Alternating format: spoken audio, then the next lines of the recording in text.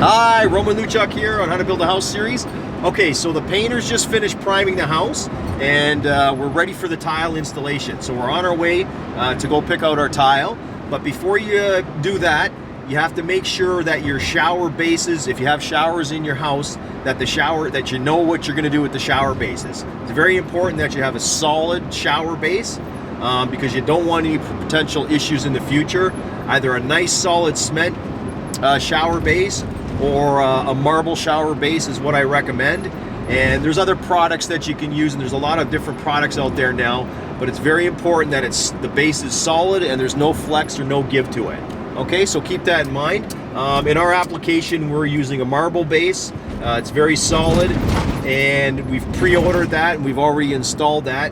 And that's another thing too, when your plumber is plumbing in the house for the rough-in, in some cases he needs to know, or not in some cases, in all cases he needs to know what type of shower base you're using.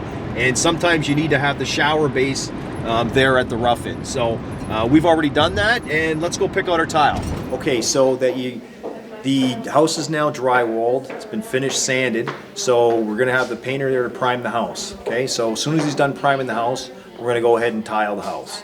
We're gonna tile the foyer, the dining room, the kitchen, and all the bathrooms.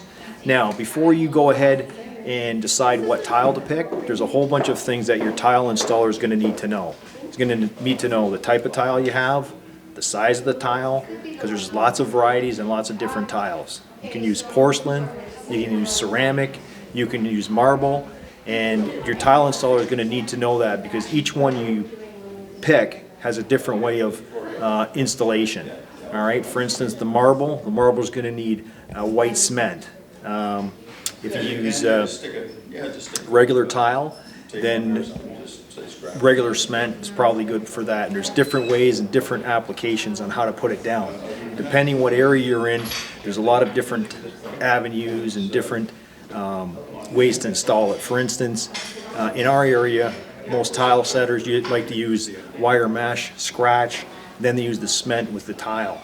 There's also cement board you can put down as a sub base. There's also hardy board. There's also Ditra. So keep all that in mind and ask your tile setter which one's going to be good for your application. Now, there's different size tiles. There's big 2x2 tiles. The thickness is different, and also the patterns that you might want to pick. You might want to go on a 45.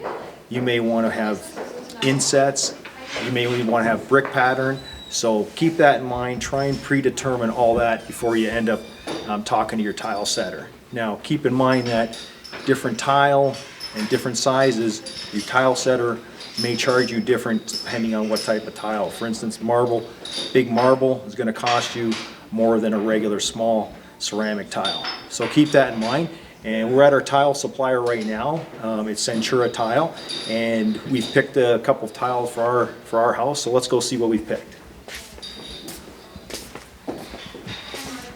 All right. So for the main house, come on over here on this side, Mike. For the main house, we've picked this nice porcelain tile. This is just a sample of it. It's going to be an 18 by 18. And it's going to look really sharp. And over here is our ensuite tile.